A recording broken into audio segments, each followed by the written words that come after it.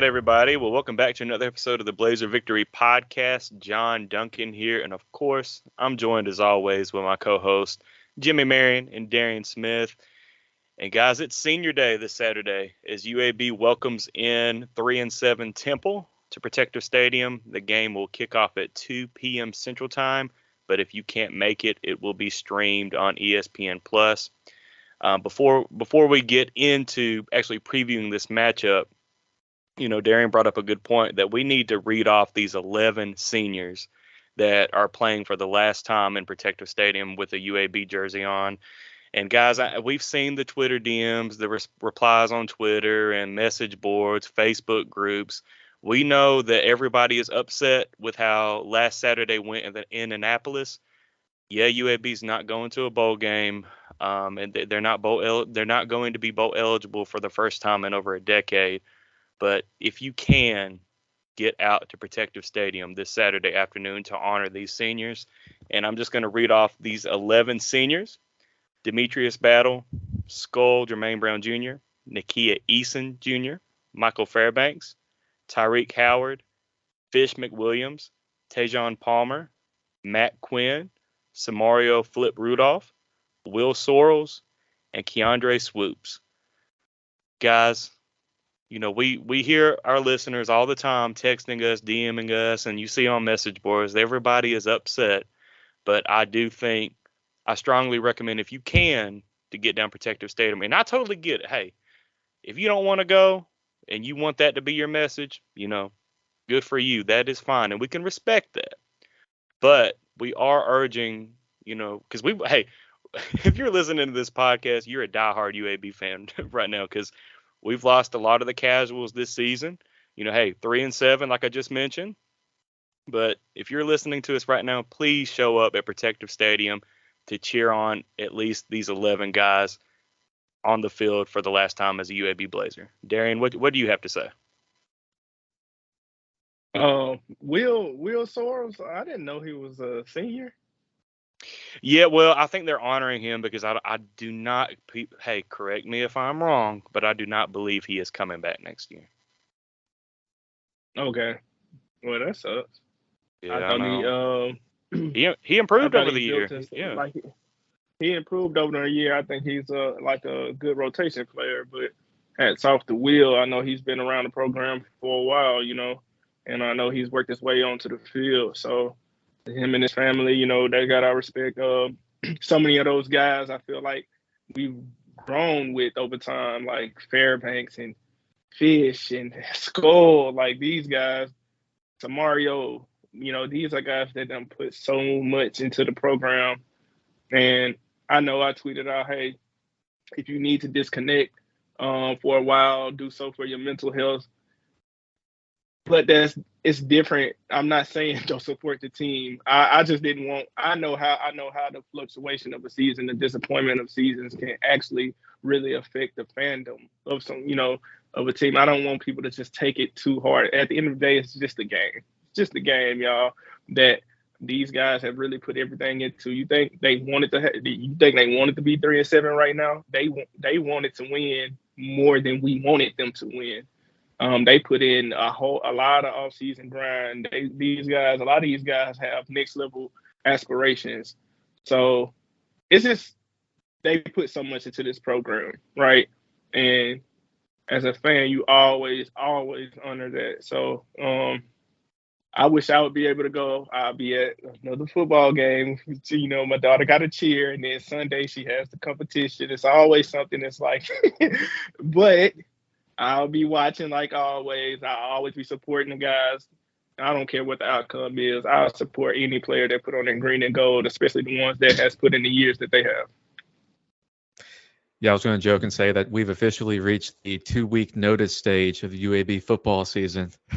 But on a real note, there are elements of the last 2 weeks that are cause to continue the support that we've demonstrated throughout the year, and Senior Day being a huge one. So, John, you read off the list, and there's a lot of monumental moments. You think about a guy like Skull and him scoring the go-ahead touchdown in the bowl game last year, and you have other players in the roster that like a flip that may have came to campus as a walk-on, I believe, and earned a scholarship and played a pivotal role. I think about the touchdown. It was against WKU last year on the road, right, where he almost stepped right out of bounds, but then went down the sideline and had some, the Rice game, I think it was maybe 2 years ago, in which, the team during the COVID season was down a bunch of players, and he made a pivotal play too.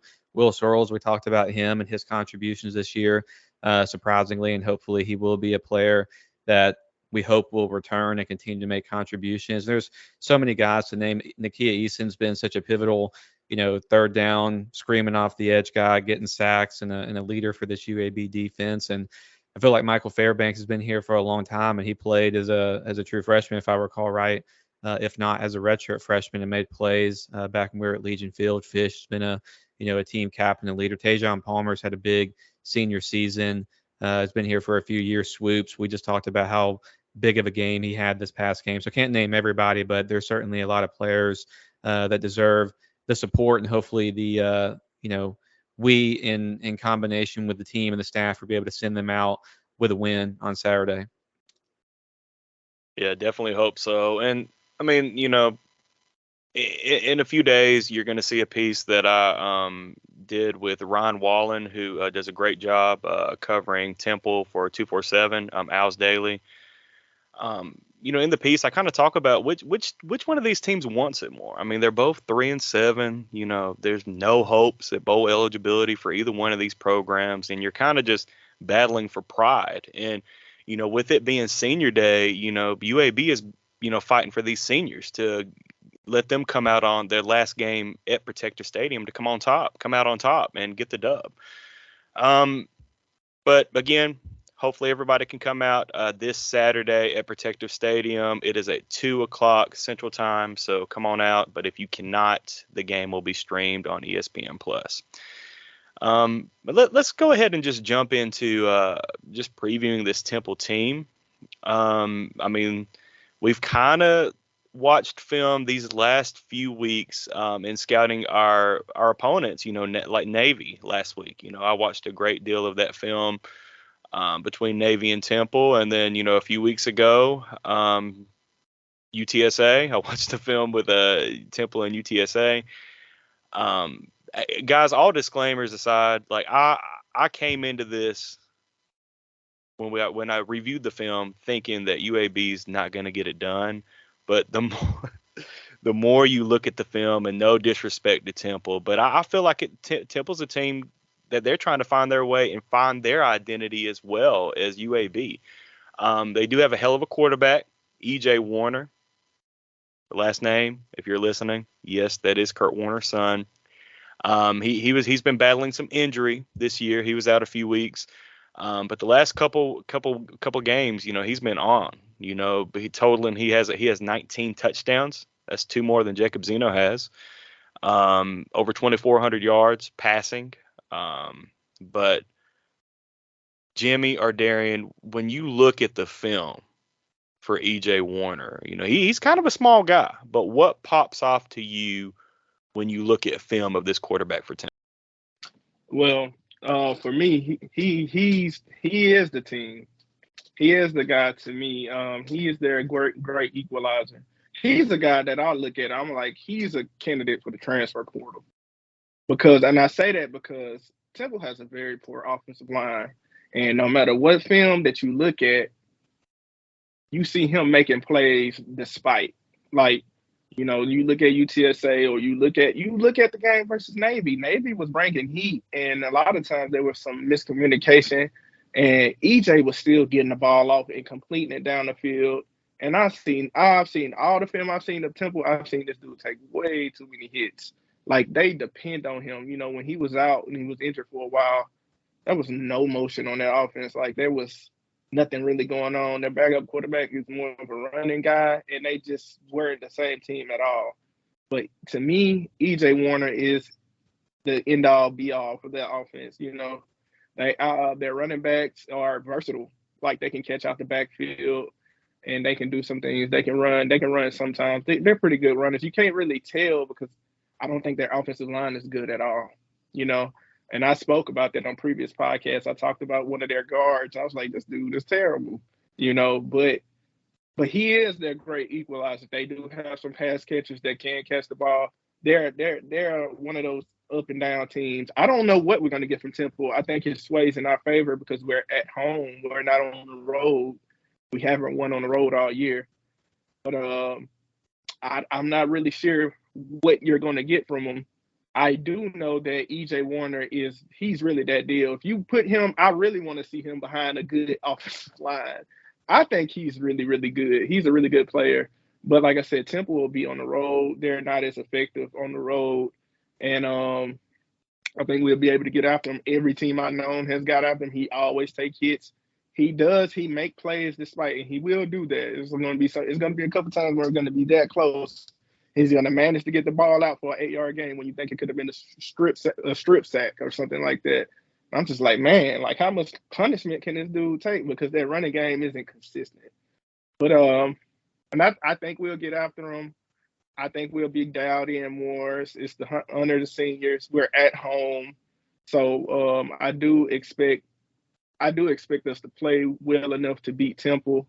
But then again, we're both teams that are up and down. So at this point, you just can only go by what the evidence gives you. And we both have the same record. We thought going into that Navy game, we felt really good, and we came out and did that. I don't know anymore. We can look at all the film you want, but it's up to the game plan and the execution when it comes down to it. So do I feel good going into the game? Yes, I do. Do I think we have more talented players? Yes, I do. I do think they do have a great equalizer in EJ Warner. He's really good. Like I kind of want him to transfer because I want him to have a better chance. But who's gonna do what? It's up to the players when they get out on the field. Hey, in one of Trent's interviews this week, he was talking about EJ Warner, and he said that he wouldn't be surprised if 75 programs in FBS would like to have an EJ Warner, on their football team. And he talked about the fact that Warner was under recruited. Obviously, he knows Warner's father, and EJ Warner was at one of the Elite 11 regional camps. Where he was able to see him and just talked a little bit about the fact that EJ Warner doesn't have necessarily the size and the build of Kurt, his father. But you guys hit it. I mean, EJ Warner's been efficient. He's been a high volume passer this season. Do you guys know how many pass attempts he had against UTSA? I don't even know if it was a season high. I would only envision it was, but he passed the ball 65 times against UTSA. So they're not afraid to sling it. I will say that, there's also a turnover prone element here. So he had 3 picks, I believe it was last week, and I think it was 2 picks as well against Navy. So he will turn the ball over, which will hopefully happen again on Saturday. But to your point, Darren, he's certainly a good young quarterback here in the American Conference, and hopefully Temple's going to be able to hold on to him, and then we'll have to be worried about defending him in the passing game from Temple for years to come. Yeah, definitely. And sorry, you Jimmy, go ahead. I was about to say, he mentioned the turnovers. He's a lot like Jacob, to where they may have that. It's like 2 or 3 passes a game, right? Like I would say that for Jacob. You like what? Like him and Jacob kind of do that thing to where they're like on the money. On the money, it's like, yeah, we got the best quarterback in the conference by far, easy money. And then it's like, oh, what was that? Like pick 6 out the blue.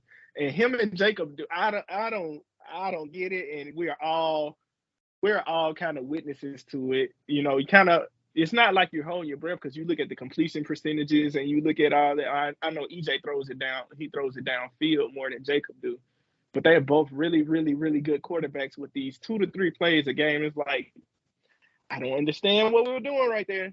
Maybe that's just a growth thing, but they both have that in there, and they both can do that. I will say this though, our offensive line protects better than Temple's offensive line, so maybe we can cause more of those moments. Yeah, Darren brings up some good points. I mean, specifically with the air yards. So EJ Warner has over 300 more air yards than Jacob Zeno this season. We talked about the average target last year, which is more than double, last week for EJ Warner, that's more than double. And then on his dropbacks, he's only facing 1.7% of those dropbacks are sacks compared to 7% from Zeno. So everything you're seeing on film, Darren, is certainly representative in the stats as well. Definitely. And I do think Darian was being a little nice about their run game. I do not think Temple can run the ball at all. Period. Like yeah, no, well, they hadn't faced UAB's rush defense yet, They but don't even try though, John. That's the thing is like they don't their attempts are low, their efficiency is low. yes. So this will be quite the battle, right, John, of that UAB rush defense versus Temple. And if you're a UAB fan listening, the rush defense got better last week in Annapolis. That was the one, we talked about it on the Navy game recap. We talked about how the UAB defense had their best outing of the year by far, especially, defending a triple option that you're going to get a lot of different running looks. They did a good job. So UAB continue that into this week where you've got a completely different offense that really likes to almost throw at 80%, run at 20%. I mean, that might be high, but that's how I look at it. And shout out to Jared Kalmus, our UTSA friend. Alamo Auto, the Alamo Dome, Alamo. He's gonna kill me. Alamo Audible podcast. He put a screenshot because UTSA plays South Florida this Friday, and he put a screenshot on Twitter at Jared UTSA that South Florida was begging Temple to run the ball. Had on defense, they had everybody spread wide or to the boundary or to the sides, and that middle of the field was wide open, and Temple still didn't run the ball. And that play, I think they ended up losing like 10 or so yards. But it's like that's what you're gonna get. And honestly, Darren, correct me if I'm wrong, but this kind of reminds you of South Florida. And UAB did a fairly good job against South Florida, not giving up the big plays, but also forcing them into turnovers. And then mentioned Warner has thrown 5 interceptions in his last 2 games. So you've got to be thinking, if you're UAB's defense, if you can force a couple, then they're going to have a good chance in this ball game to win. The only difference with South Florida spreads you out like that. It's QB draw up the middle, and Brown is going for 75 yards, So they had a real threat of their running game. They also had a pretty decent running back there. I will say this about Temple. They do lack running the ball, but they do use their running backs out the backfield. Like, he can make a lot of clutch catches. If you watch that UTSA game, he was killing them out the backfield. And he is the safety valve. So a lot of times those blitzes come and they get there within 1 second. But EJ Warner has the ball out. Granted, he's getting hit, but he gets the ball out, and it's the running back a lot of the times. And so he's used in so much in the pass catching role. So I kind of take the lack of a running game, and I kind of what Trent says, like that little quick screenplay we do. He kind of uses it and says like that's part of the run game. I think some of that pass catching out of the backfield is kind of the part of the run game for him. But it is one thing though. It's another thing. Like EJ will run the ball, but he doesn't want to run the ball. He's not the biggest guy. He's not the fastest guy. And they would be a fool to put him in. He's already getting hit enough standing back in the pocket. That would be crazy to dial up too many running plays and want him to scramble, because if he goes down, that team is done. They're done. So it's going to be nice to see how we're going to come out and defend. Will we sit back in the soft shell, or we're going to get after them? Hey, speaking of the run game, Temple rushed the ball on 27 attempts against Navy for 1.7 yards per carry, and they won by 14 points. That's despite turning it over 4 times, and Navy turned it over 0. But you know what? It's crazy with these Jekyll and Hyde teams like Navy and us and Temple. It's so crazy how they look on the road sometimes versus at home. I'm telling you, as I'm a player, I play it in all different environments. I promise you, home and away never made that much of a difference to me. I don't care if we played on the roof of Macy's. Like, it doesn't matter. Like, it's a game that you can play everywhere. I don't really understand it, but I guess it's a real thing from some guys. Maybe it's something mental, but that is so crazy how teams, I would have never guessed in a million years Navy would have did to us what they did to us. But we were on the road, and you know how we get when we on the road. But I expect to see something way different from us, and I expect to see something way different from Temple, because that's just what history tells us, and I don't understand it. Definitely, yeah. I mean, you're very correct with the Jekyll and Hyde comparison. I mean, this team, even at home, Darren, UAB, that Louisiana game, like, Jekyll and Hyde again.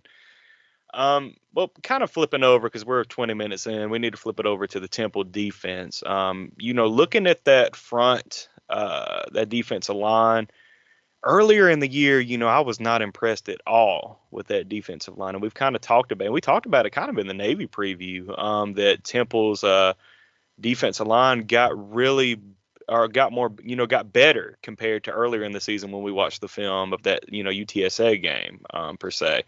But Temple kind of dominated up front in that Navy game, and that's something UAB will kind of need to watch out for. But like Darian mentioned earlier too, like I feel like UAB's offensive line has gotten better as well. So that's going to be the matchup that you need to watch for in this ball game is the UAB's offensive line against Temple's defensive line. Because Navy, no Navy, I was going to say, looking at the film, and I only watched like the first two and a half quarters because I was done with that game. But you kind of look at Navy brought so many different blitz packages. Like I don't know if UAB had seen that. Like Navy, give credit to the defensive coordinator, but they dialed up a lot of different looks and a lot of different blitz packages that kind of made UAB's offensive line uncomfortable at times. Now, we can mention that, but we can also say that that was a growing experience, and again, it was on the road. UAB has not won on the road yet this year, and this game is in Protective Stadium. But Darren, what do you kind of feel the same way looking at this defensive front for Temple to where they have gotten better over the year? I think what made Temple's defensive front, and they played well, but we played well for 3 quarters as well. I think the difference was Temple's offense was so much better than our offense was versus Navy, to where now you can actually highlight their defense. Our offense didn't do anything, and we kept on depending on our defense, kept on, and it finally broke. Like, damn, we can't give you like too much, So I think that's the difference. And then Temple's offense, they went up early and quick. They went up double digits early, and it was forcing Navy to do different things to play catch up. We never put Navy in that position. We never did. And so I think our offense really hurt our defense, in which Temple's offense really highlighted their defense and made them look as good as they were. And it made our defense look worse. I do think I did like number 34, the defensive end. I think he played well. I think he played disciplined. And number 6, the linebacker, I can't think of names right now. But he played well. He pursued really well. They had good team pursuit.